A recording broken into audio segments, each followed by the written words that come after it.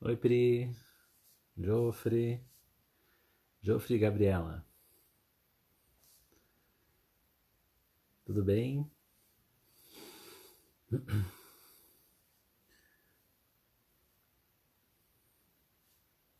Vamos esperando aí o pessoal entrar. Oi, Rafa.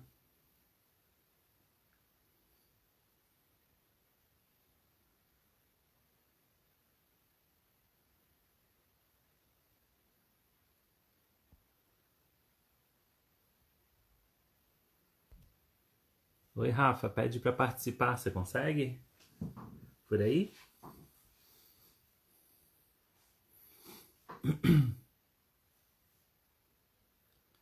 Isto.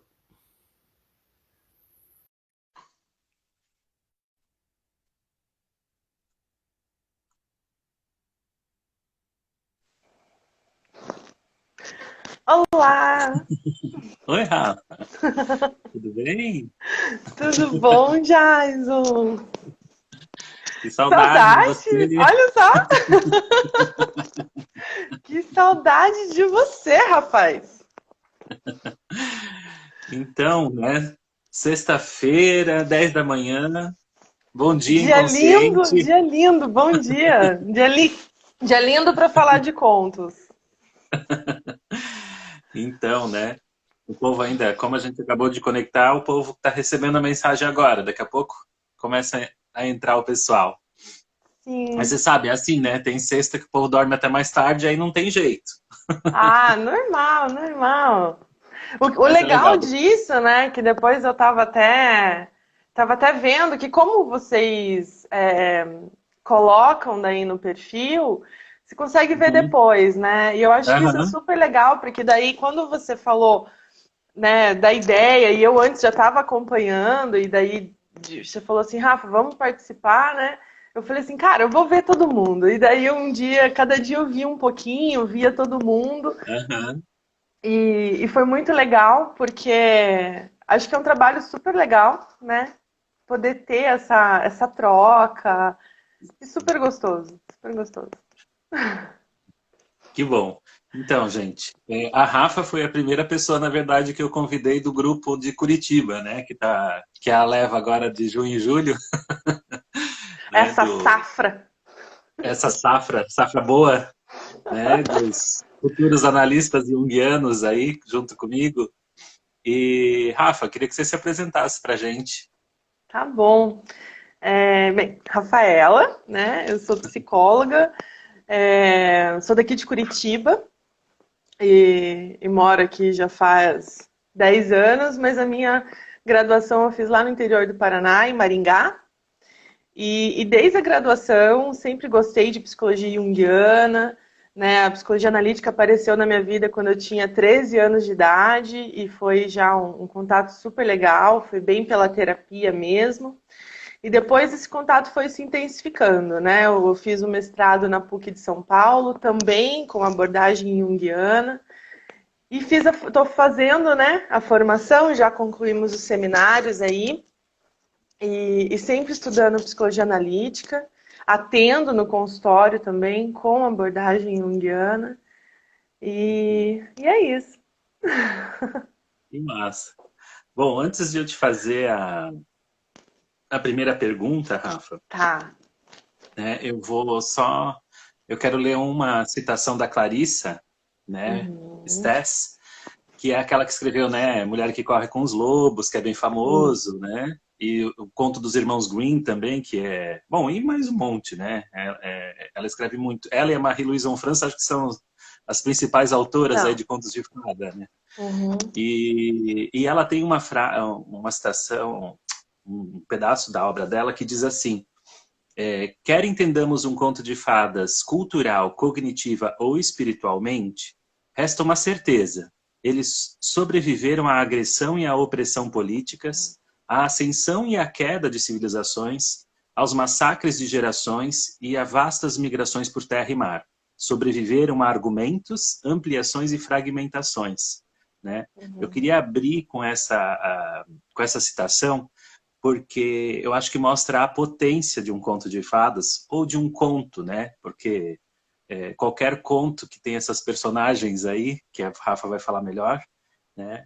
Carregam, então, né, essa profundeza da alma humana e que parece ser indestrutível, né, Rafa? É. E aí vem a minha pergunta. Pode Ah, falar. Desculpa, já estou não, me empolgando. comente você.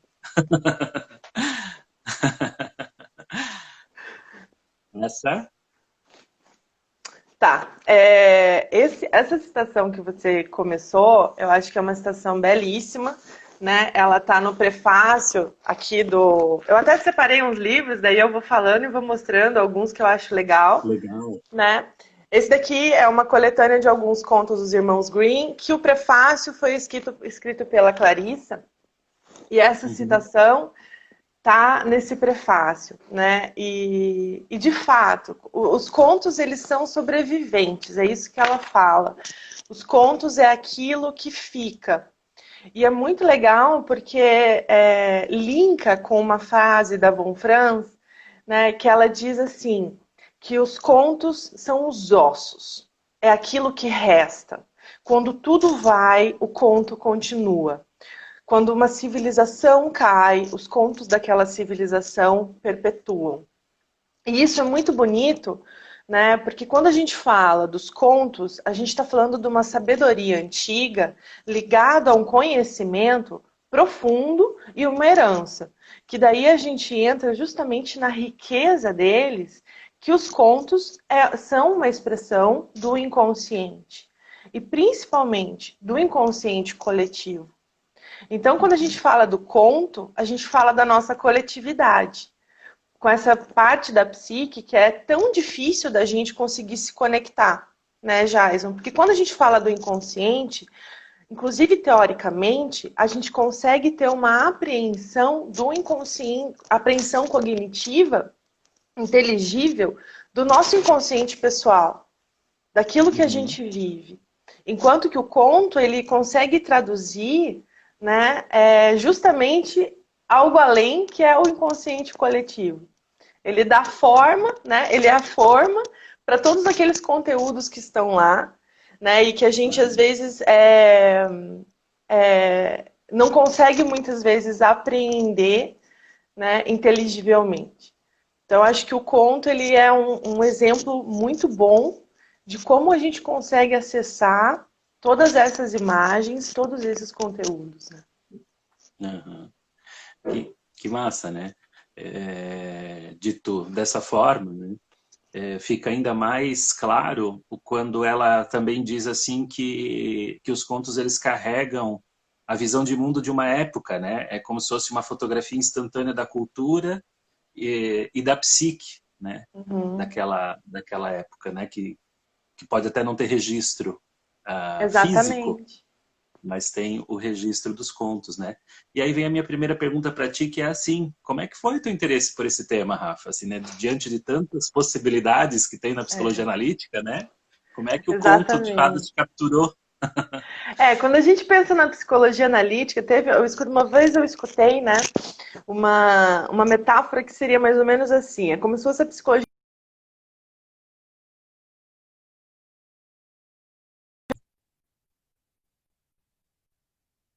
a, a uma parte, né, uma expressão, a um material simbólico. Então você tem as portas que te levam a lugares mais próximos do inconsciente, como a consciência, desculpa, como, sei lá, o estudo da tipologia, da neurociência. Você tem as portas que te levam mais para um lado simbólico, como estudo de religião, mitologia, alquimia. E acabou que eu recebi um convite para entrar na porta dos contos de fadas, né?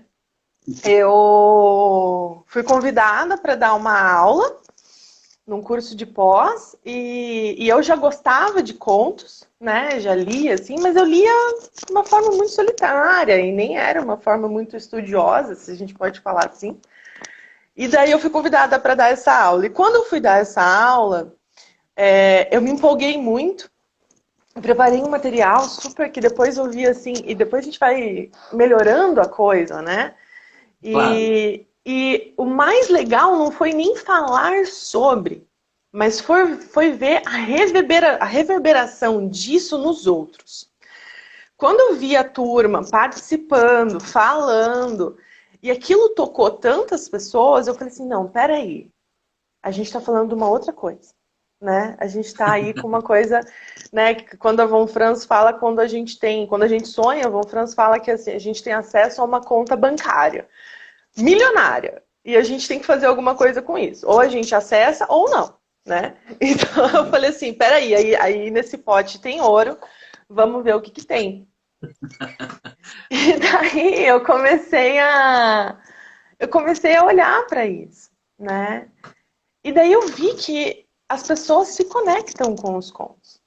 Não importa a idade, né? Desde pessoas mais velhas, que eu já trabalhei com isso, desde pessoas mais novas, né? Os contos, eles conectam as pessoas. Desde o millennial até, sei lá, a pessoa mais idosa.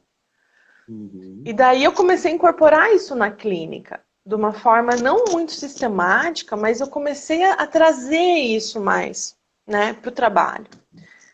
E a hora que eu vi, né, o quão rico é, eu falei assim, não, vamos olhar mais para isso com mais cuidado, com mais carinho. Vamos ficar mais tempo nessa porta. Exatamente, vamos ver o que Vamos tem entrar mais na aqui. sala. É. E me diz uma coisa, eu estava aqui também pensando em algumas reflexões assim para a gente compartilhar com o pessoal, né? E acho que tem uma pergunta que continua, né, nessa linha que você está falando, que seria: por que será que os contos então nos encantam tanto, né? Uhum. E qualquer idade, né? E como você disse, não importa a geração, né? Ele continua encantando, continua tocando a gente. Exatamente. O O que conto, a ele... psicologia analítica tem a dizer, então? Então, né? Acho que tem bastante coisa a dizer, assim.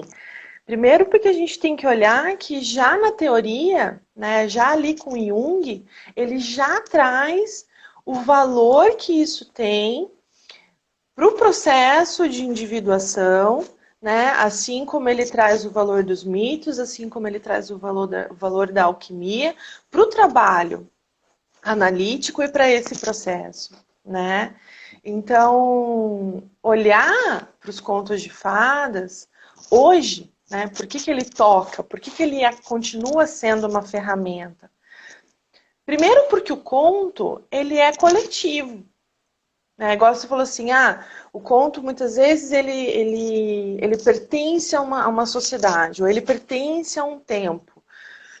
De uma forma, sim, porque a gente vê contos europeus, contos iorubás, contos orientais, contos poloneses, contos eslavos, contos africanos, né, contos indígenas, a gente consegue dividir os contos, né, conforme a localidade.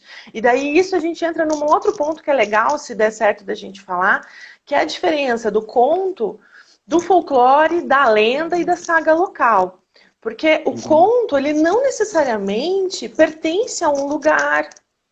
A Von Franz, ela traz uma imagem que eu acho super bonita, que ela fala assim, o conto é como se fosse o mar, e dali emergem os mitos e as lendas. E depois eles voltam para esse mar. Então, a noção é que seria o conto, então, algo muito mais profundo e muito mais coletivo do que o mito.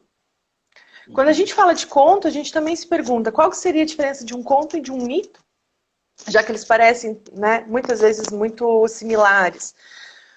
E é uma discussão, às vezes, que a gente pode ficar de onde veio, sei lá, o que veio primeiro, o ovo ou a galinha, né? Mas, ao mesmo tempo, é algo que faz a gente se questionar, e daí surgem alguns pontos interessantes, de que o mito, a gente tem algo muito mais personalizado. O mito, no mito, o herói tem nome, ele tem uma história, ele tem uma jornada com um objetivo muito específico, né? Então a gente está olhando para alguém que tem nome. Quando a gente olha para o conto, a gente está tratando de personagens que, por mais que se chame João e Maria, qualquer um pode ser o João, qualquer um pode ser a Maria.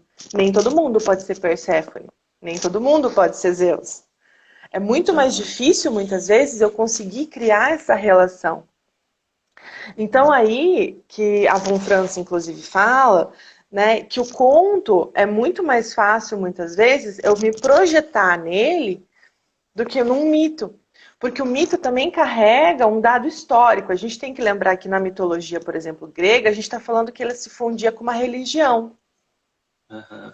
A mitologia iorubá, ela também se funde com uma religião, com as religiões de matriz africana. Muitas vezes os mitos orientais também estão fundidos com o budismo, por exemplo, ou o taoísmo, né? Então, o mito também ele tem uma proximidade com a religião, coisa que o conto não tem. O conto ele é muito mais profano do que o mito, Aham. né? Então, esse é um outro ponto. Então, por isso que eu acho que a gente consegue se relacionar com o conto muito mais. Sem contar que eu vejo que tem um caráter afetivo. Quando a gente pensa em contos de fadas, a gente tem que lembrar que antigamente os contos, antes, eu digo assim, há muitos anos atrás, os contos eles eram importantes na comunicação humana. Né? A gente não tinha entretenimento. Então, muitas vezes, entretenimentos em grandes aldeias, em grandes localidades ou até pequenas, era sentar em volta da fogueira e contar as histórias.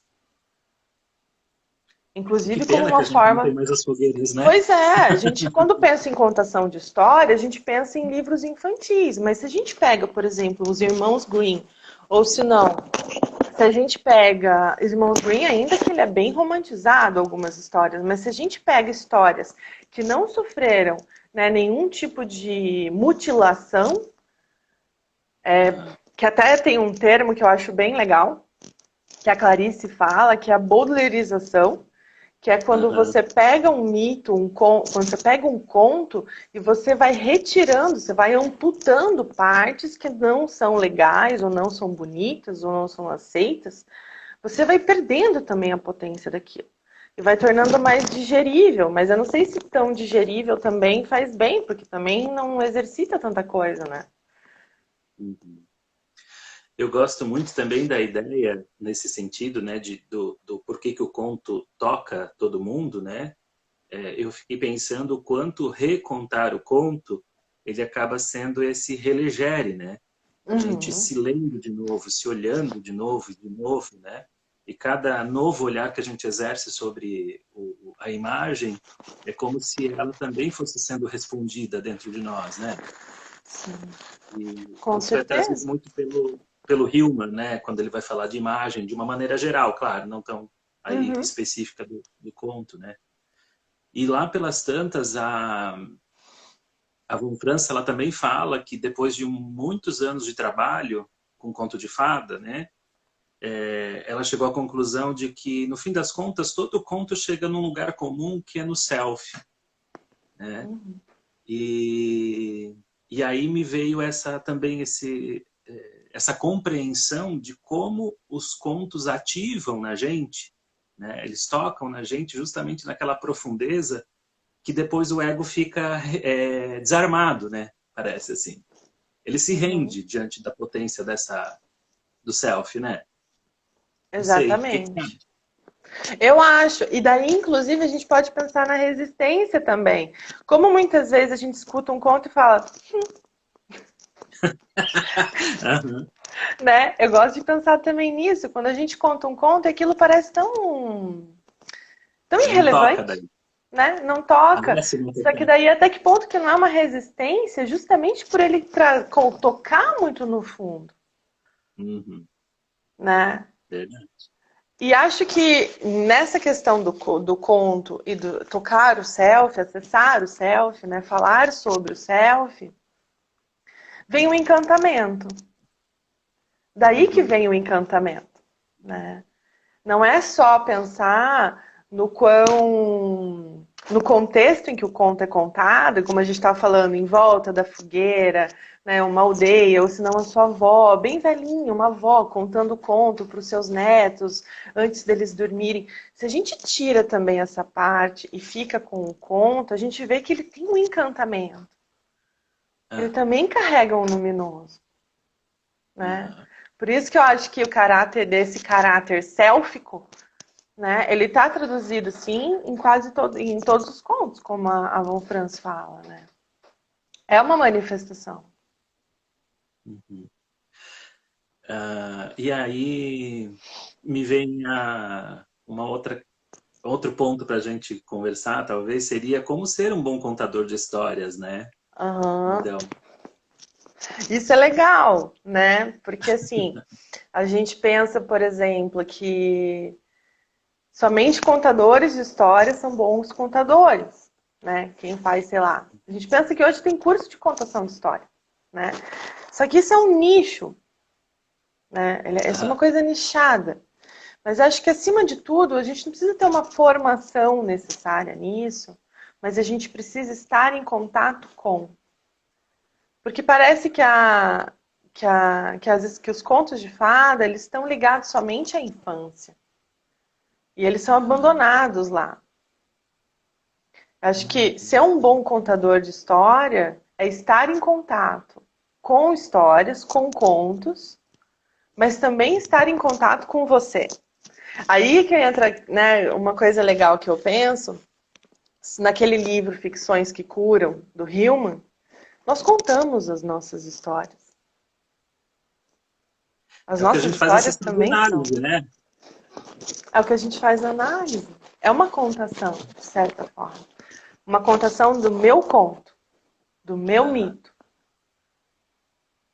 Né? Então, ser um bom contador de história é estar em contato. Acho que tanto com histórias reais, histórias mesmo, ler, estar em contato com isso, né? Quanto também estar em contato com o meu conto, com o meu mito mais profundo. Você sabe que a gente falando sobre isso, eu me lembrei. Eu tenho um amigo, né? Bom, eu me interessei pelo RPG, né? Aquele jogo de interpretação de personagem, né? Sei lá, desde os 13 anos, 12 anos, né? E até hoje a gente joga às vezes. Justamente por Maravilhoso. causa dessa potência do conto, eu acho. Uhum. Né? E eu lembro que lá pelos, sei lá, 18, 20 anos mais ou menos, ele passava no meu trabalho, que era, na época era um quiosque, num shopping. E aí ele passava praticamente todo dia, porque era caminho dele, né? E aí ele dava uma parada no balcão e ele lia muito, muito, muito, né? História de ficção e fantasia, né? Uhum. Era o tema preferido dele. E além disso, ele também lia contextos históricos, assim. Então ele parava e começava a conversar e contar, mas às vezes ele ficava a tarde inteira contando. E obviamente o tempo passava voando, né? Sim. Como é então, eu estou falando isso porque não foi na infância. A minha contação de histórias veio Uhum. dele, há mais ou menos com meus 20 anos de idade, né? E ficava tão embasbacado quanto uma criança, eu acho, sabe? Uhum. Porque era vivido, assim, né? Conforme ia contando. Né? Lembrei dessa cena espontaneamente, Sim, assim, porque conforme vocês né, o falando. imaginal faz isso. A gente está falando da nossa imaginação. Né? Falar que a nossa imaginação pertence só à infância, né, é uma mentira. E é uma É coisa um que a gente absurdo, né? faz e até diminui, eu acho que um pouco, né, a vida, porque a gente faz isso a vida inteira. Imaginar cura, né? Imaginar salva. Então, o Olha, papel de fazer isso, né, é muito importante. Você levar um então, conto, por exemplo, num momento em que uma pessoa precisa daquilo, pode ser um bálsamo. e você está respondendo um terceiro ponto aqui, que ótimo, que é qual o uso prático dos contos de fada na clínica e Uhum. na vida das pessoas, eu ia te colocar assim, né? Sim. Então, você está dizendo que os contos curam, por exemplo, que são um bálsamo, né? E, e na tua prática, assim, né? Quando você se vê na clínica, quando é que você se vê na necessidade, às vezes, de contar um conto? Ou como é que funciona? Tá. igual a gente estava falando, né? Mas tá, o que que eu faço com tudo isso? Ou como que eu faço isso? Né? Ah, Eu acho que o conto, ele serve num sentido pedagógico. Se a gente aham, para, isso a Von Franz e a Clarice falam, né? A Clarissa fala, o conto também ensina, tanto que ele tem um serviço, né, para os psicólogos que atendem crianças, para os psicopedagogos, os contos têm um serviço muito bom, porque eles ensinam. Não só os contos retratam os problemas que a gente vai enfrentar na vida e que acontecem na vida, mas eles passam também as soluções. E nisso eles são muito inteligentes. Eles mostram uhum, também o caminho que a gente tem que seguir, né? Então, num sentido clínico, prático, se a gente pensa uma pessoa que trabalha com crianças, o trabalho com conto, ele primeiramente ele é educativo. Mas ele também pode ser educativo num trabalho com adulto, onde uma pessoa, né, se vê totalmente sem saída. E se você passa, né, apresenta um conto, né, e tipo, isso que você está me falando me lembra a situação de tal personagem em um conto. E você aham, conta esse conto, aquilo pode tocar a pessoa de uma forma que ou ela vai buscar, ou ela consegue se relacionar e amplificar aquele conteúdo de uma forma diferente.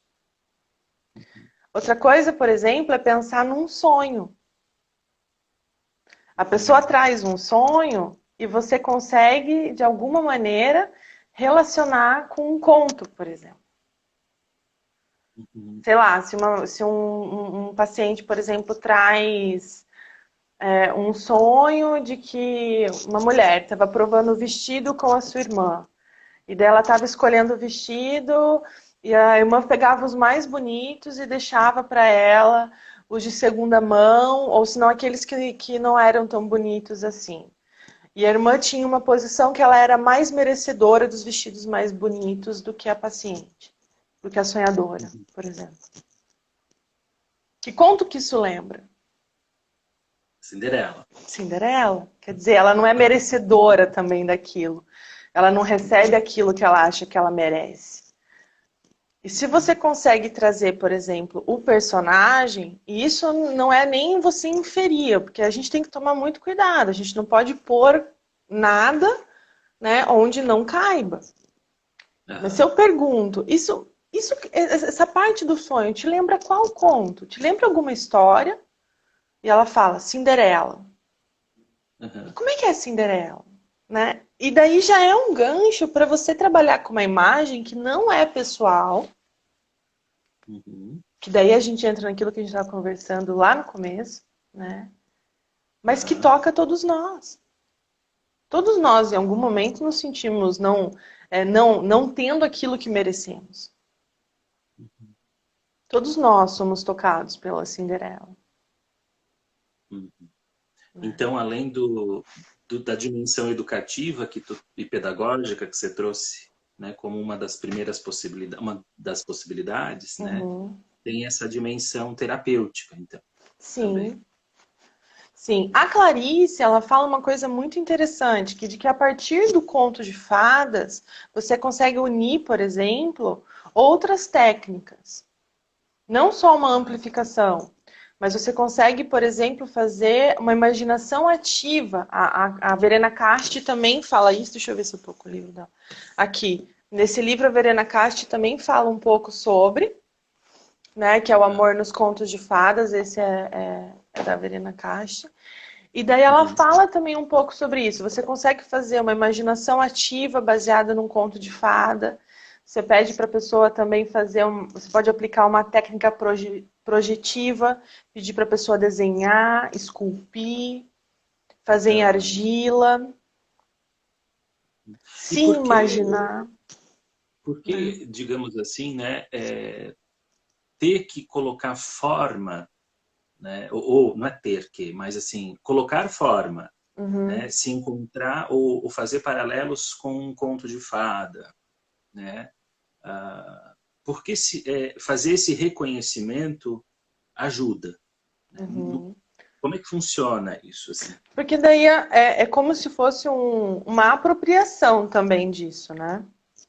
Aham. Quer dizer, quando a gente consegue desenhar, escrever sobre, modelar, a gente também se apropria disso. Então, não só é uma importante ferramenta projetiva para quem trabalha com isso, conseguir, né, ver objetivamente ali o paciente se relacionando com aquilo, mas também o paciente se apropria disso. E acho que daí é um dos grandes objetivos, né, Jason, da psicologia analítica, que é construir essa relação do inconsciente com a consciência. E se a gente está Uhum. trazendo, né, se a gente parte da premissa que o conto é aquele que está nas camadas mais profundas da psique, enquanto Aham. totalidade psíquica, quer dizer, eu estou fazendo um contato não direto, porque a gente fala dessa forma porque a gente pensa num diagrama físico, mas isso não existe, né? Mas seria um acesso com o inconsciente coletivo, muito grosseiramente, Aham. né? Um acesso aos meus complexos, fica mais bonito, fica melhor, né? E daí eu crio também essa relação e esse diálogo, que eu acho que é o grande objetivo do trabalho que a gente faz. Aham. Muito legal.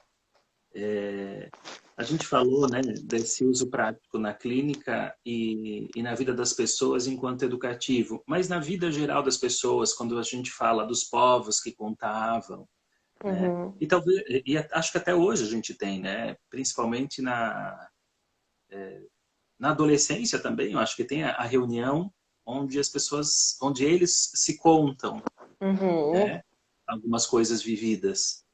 E acho que isso todo mundo faz em alguma medida, em qualquer área, em qualquer época da vida, claro, Sim. né? Isso teria, assim, alguma relação com o conto de fada? Como é que você vê isso? A Né? contação de história? Contação de histórias, é. De histórias Uhum. vividas, porque elas acabam sendo imaginadas, né? De alguma forma. Sim. E claro, né? Eu acho que todo momento que a gente entra em contato com isso é uma oportunidade. Uma oportunidade de aprender, uma oportunidade de estar com, um compartilhar, porque a gente tem que partir da ideia que o conto ele é feito para ser compartilhado. Aham. Ninguém escreveu o conto e falou, vou pôr nessa gavetinha e ninguém nunca vai ler, né? Quer dizer, o Aham. conto ele é para ser disseminado, ele é para ser Aham. conhecido, ele é para ser compartilhado. Também é uma questão nossa, né? E daí a gente não sei se a gente pode falar de uma essência humana, Aham. mas acho que sim, que é da comunicação. E Aham. por que não comunicar o que está no mais profundo dentro de nós? Mas como isso também, principalmente na época de hoje, eu noto o quanto as pessoas se protegem, né? Como elas bolderizam, então, as próprias vidas, né? Via redes sociais, ou como cada vez mais os nossos lados difíceis e sombrios ficam fora da participação da Uhum. vida, né? E isso é uma coisa muito perigosa, né? Quando eu pego a bruxa e eu transformo ela numa princesa gótica, Aham. quando eu tiro da Baba Yaga o fato que ela come criancinha no café da manhã, quando eu tiro do Barba Azul o fato de que ele mata suas noivas e enterra elas, isso é algo que a Clarícia fala, né? E eu transformo essas figuras numa vozinha, ou senão num pirata que traz a vida ao invés de tirar a vida, eu estou destruindo também o aspecto simbólico dessas figuras, Aham. né? É Por transformar isso o que símbolo em sinal? exatamente eu estou tornando isso mais digerível, né? E não entrando em contato com isso. Quando eu parto do princípio que o conto é uma oportunidade para eu entrar em contato com as forças do mal, por exemplo, e eu não coloco mais esse mal, eu estou Uhum. também entrando numa linearidade de vida, que é o que a gente vê. A terra seca, Não dá para sobreviver de imagens agradáveis na vida, não dá para sobreviver de like, não dá para sobreviver de foto bonita, de notícia boa. Eu lembro que a Clarice ela fala muito desse enfraquecimento, né, que esses contos vão deixando as crianças fracas, não preparadas, então, para viver o lado sombrio ou difícil da vida, né? Exatamente. Isso me lembrou até um conto árabe que fala assim, acho que todo mundo conhece, fala assim, tempos difíceis criam homens fortes criam tempos fáceis criam homens fracos criam tempos difíceis. Uhum. Né? E daí Eu eu acho que caio num ciclo, né? uhum. E eu Eu acho que a caio numa contação de histórias ela está repetição. passando por isso, né? Quando a gente pega uma Disneyficação de um conto, né? Exatamente. Ela vai tornando as crianças fracas na medida em que ela não oferece, então, né? Não mostra para elas o risco da vida, né? Exatamente. É como eu sinto que você está falando. Assim. Porque daí eu não consigo exercitar nem a pureza do coração, de superar o mal, de superar a dificuldade. Aham. A sombra ela tem um porquê existir. Não que a sombra seja apenas mal, a gente, né, sabe? A Aham. sombra é tudo aquilo que eu desconheço. Se É eu o acho que eu rejeito. conheço tudo, que eu rejeito, se eu acho que eu Uhum. conheço tudo, ou que eu sou perfeita, é algo extremamente perigoso e Aham. danoso para a vida. Aham. Então, viver uma vida querendo sempre evitar, né, evitar o risco, evitar o mal, nunca é uma saída, Uhum. porque me tira do contato, né? E ao contrário disso, eu lembro muito da Frida Kahlo, né? Porque ela mergulhava, né? Mergulhava. Custe o que Mergulhava na custar, né? desgraceira da vida dela. Que foi Aham. difícil. Entende? Aí que eu digo, se a gente pensa, se ela não entrasse em contato com nada daquilo, a arte dela não teria sido tão potente. A gente não teria Frida Kahlo, né? Não teria Frida Kahlo.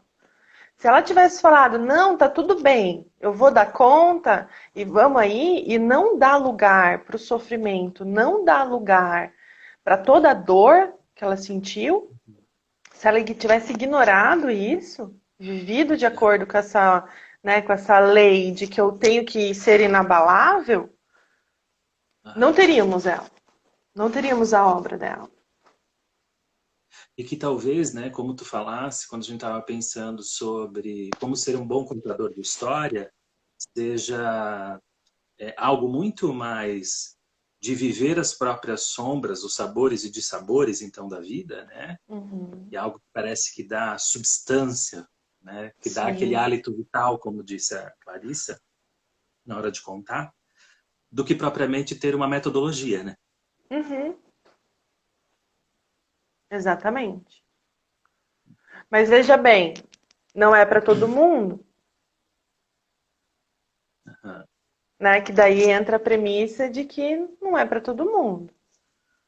Uhum. Não é todo mundo que vai ter essa leitura. A gente é como se a gente falasse assim: o Ministério da Saúde adverte. A gente, né, Aham. orienta, mas vai ter aquela pessoa que também é insuportável Aham. e que paga um Com preço certeza, também por ser assim. com certeza, né? Ah, pois essa fofurização excessiva dos contos, né? Uhum. É, que- como é que tu observa isso hoje, assim, na dinâmica da cultura, né? Quais são as consequências que a gente já está conseguindo observar? Tem isso? Uhum. Essa fofurização, né, essa Baudelairização, né, que é o senhor Baudelaire, que foi ele que começou a mutilar todos esses lados indesejáveis dos contos, ou colocando, tirando ou colocando de uma forma intencional e modificando. além do que o conto historicamente se modifica, porque ele se modifica quando a gente conta, mas quando eu faço isso de uma forma intencional, né, eu estou, de certa forma, matando aquilo. E essa foforização, ela é sintônica também com o que a gente vive, com o que a consciência coletiva vive. E claro, Ou quanto seja, mais eu fofurizo a coisa, né, mais distante eu fico do fenômeno e mais unilateral eu estou. Se a gente pensa na enantiodromia, né, quanto mais eu vou para um polo, mais o polo oposto fica potente. Mais potência ele ganha, maior é a tensão. então significa que a gente está criando, tá mexendo ou está alimentando uma puta sombra, né, coletiva. Com certeza, com certeza.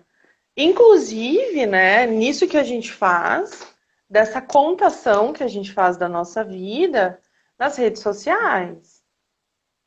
A gente conta uma história unilateral. A gente não mostra, né, o lado obscuro. E nem sei se ela foi feita para mostrar. Não sei se as redes sociais foram feitas para a gente mostrar. Obviamente que não, porque se fosse, não teria tanta popularidade assim. Tu sabes que eu me lembrei do que tem acontecido, né, nessa época política. Eu pensei na questão das censuras, né? Exatamente. Aconteceu até recentemente em Balneário Camboriú.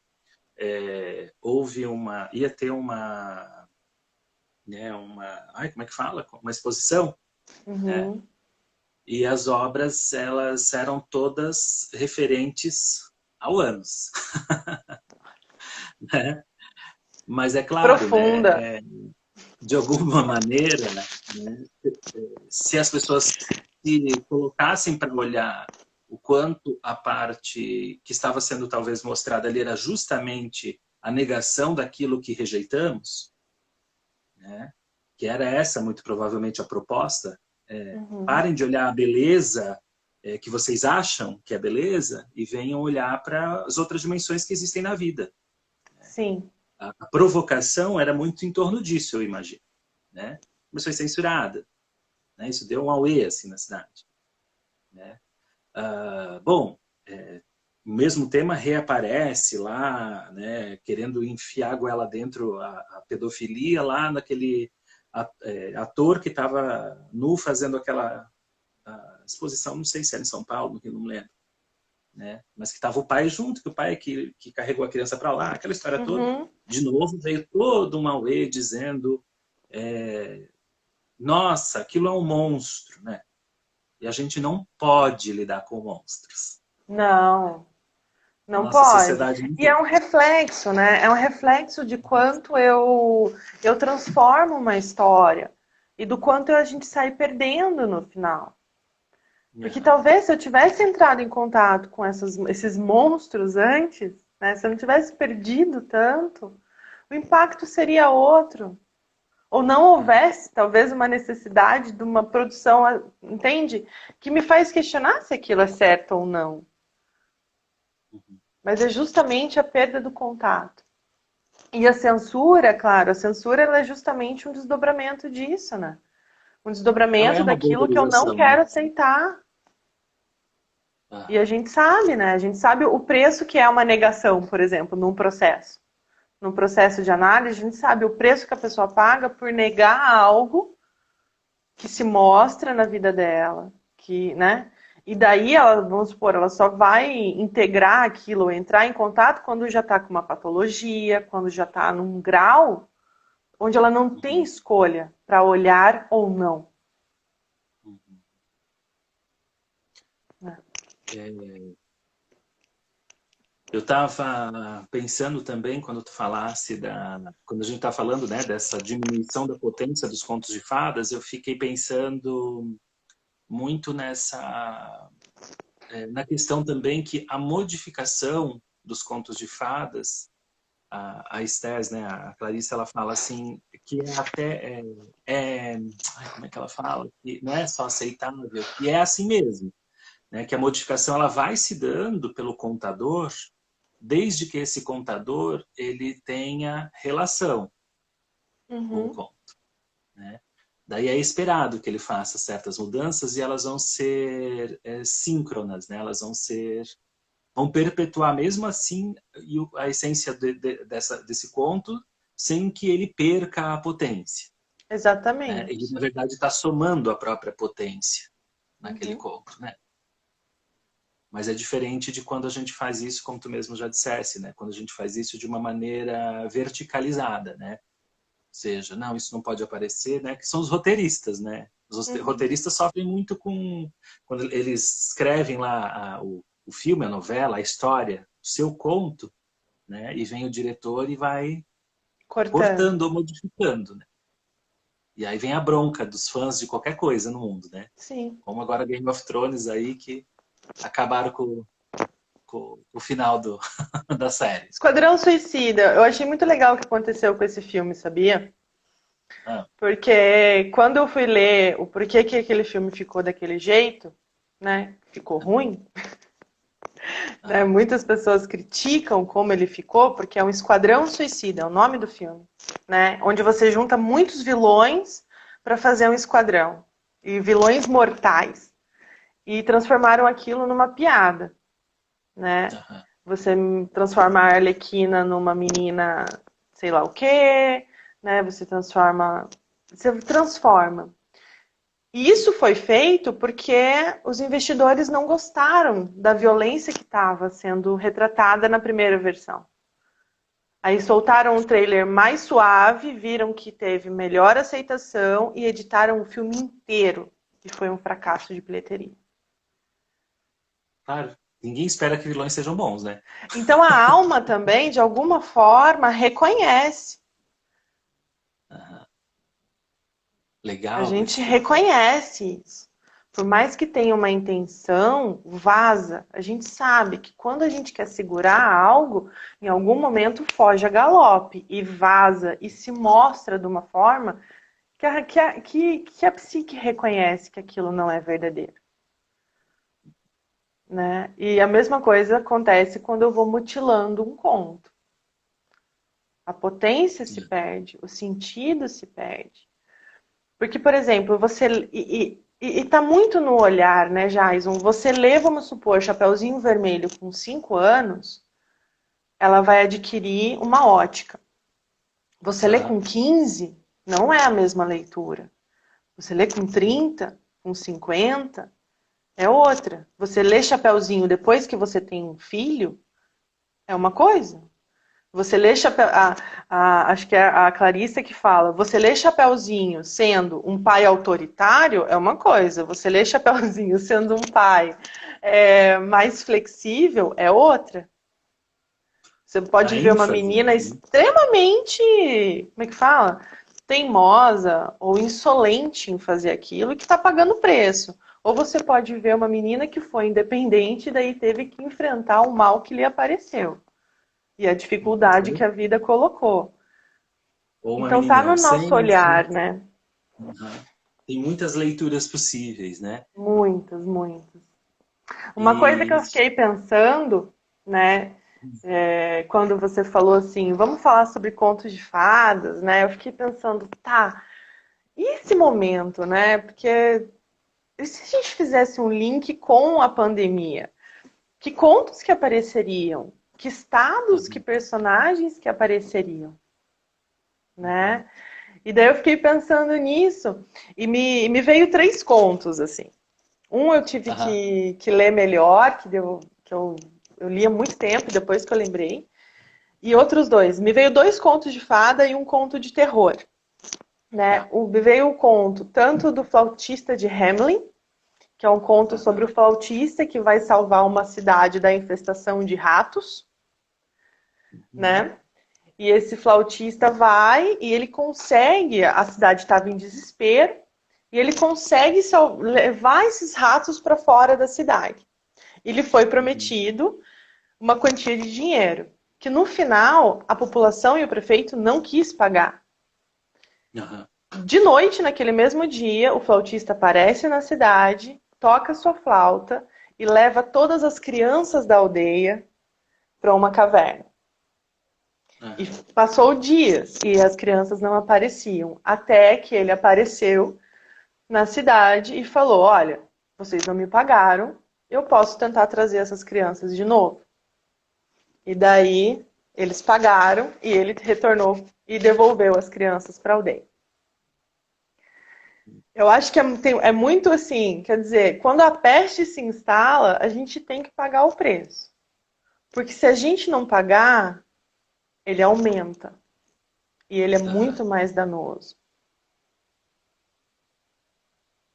Né? O legal dessa história é que ela foi contada, é uma história de 1280 e pouquinho. E ela foi antes da peste bubônica, que foi só em no meio de, em meados de 1300. Então ela anuncia algo que vai acontecer praticamente na Europa inteira. Uhum. É muito, muito Né? interessante olhar por essa ótica. E daí o outro conto que eu fiquei pensando, nesse estado em que está todo mundo, né, é o estado da Bela Adormecida, em que muitos se encontram. Como se a gente estivesse dormindo esperando a vida voltar, né? Aham. Quando a Bela Adormecida ela adormece, o reino inteiro adormece. Aham. Até que aparece alguém que dá vida de volta para tudo aquilo, O Salvador. né? O Salvador. É como se todos nós, né? Eu tô vendo, pelo menos, como se muitas pessoas estão esperando passar. Então é como se a gente estivesse nesse estado de suspensão. Mas nós não Concordo. estamos dormindo, né? Concordo com, né, o jeito coletivo parece que está sendo A espera. a espera. E um terceiro Agora, conto que me fez pensar foi um conto do Edgar Allan Poe, aham. que se chama A Máscara Rubra da Morte. Deixa eu só confirmar. É, a Máscara da Morte Rubra. Que é um conto bem legal também.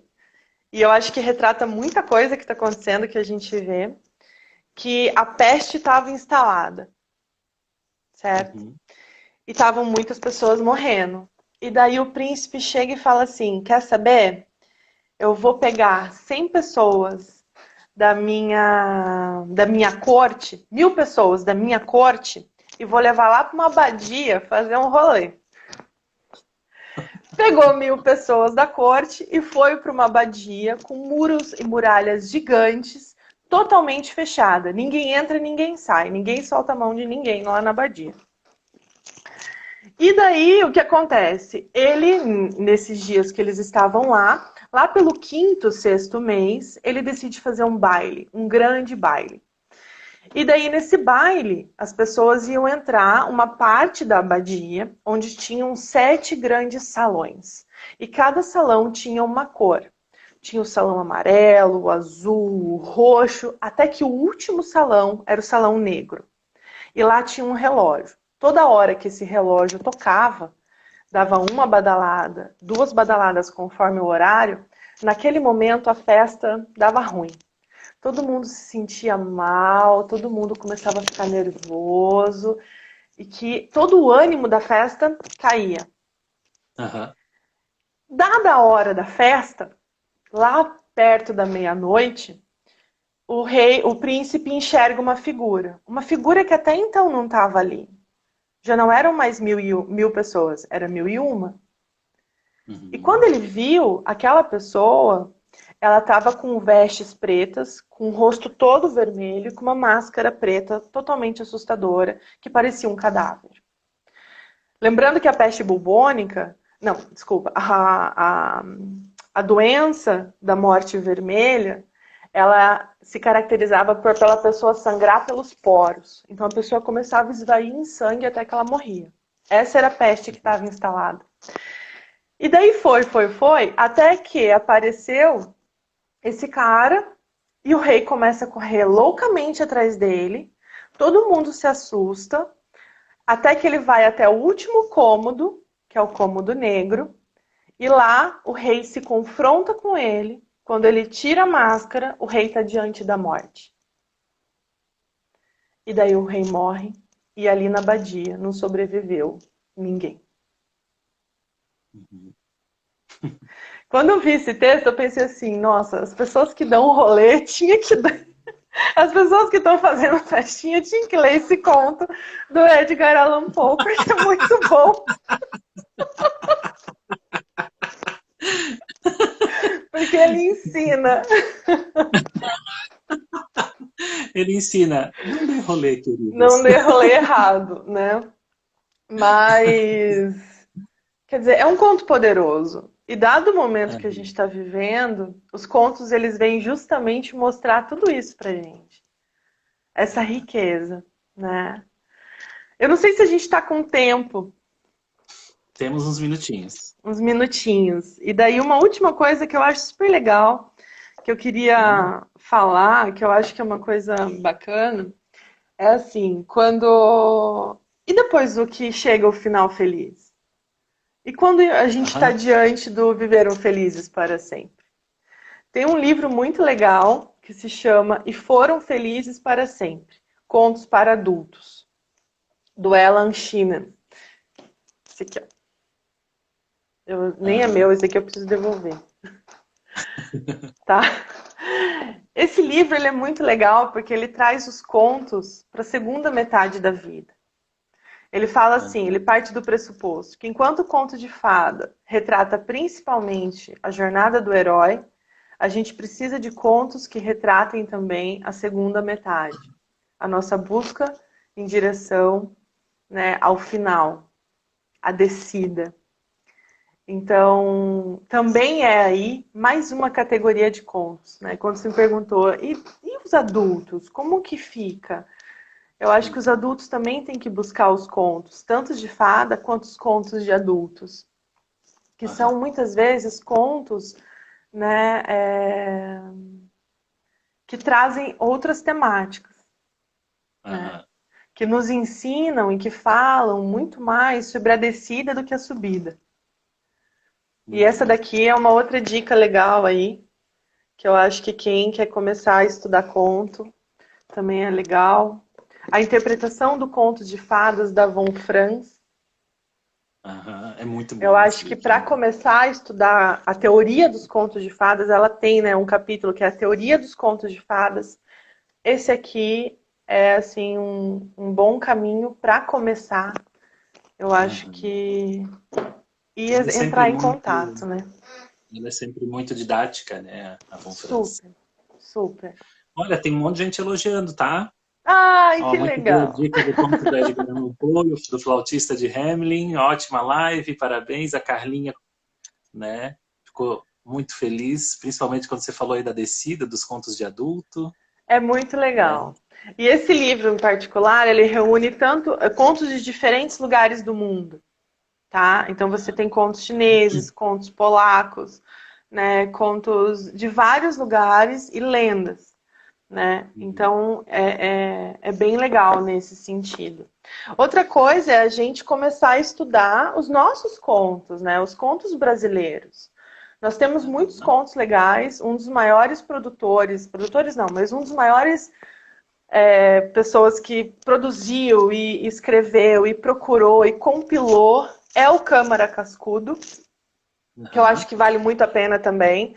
A geografia Uhum. dos mitos brasileiros, o dicionário do folclore brasileiro, as lendas brasileiras do Câmara Cascudo, eu acho que é um ótimo caminho para a gente entender também as nossas figuras, Que né? legal. Para a gente, por Tô exemplo, encerrando, ler Rafa. Curupira, ler Tá encerrando. Caipora, Boitatá. Rafa, 20 segundos, tá? Ó, muito, muito Que obrigado delícia, pela sua amigo! participação, Foi muito por ter aceito o gostoso. convite.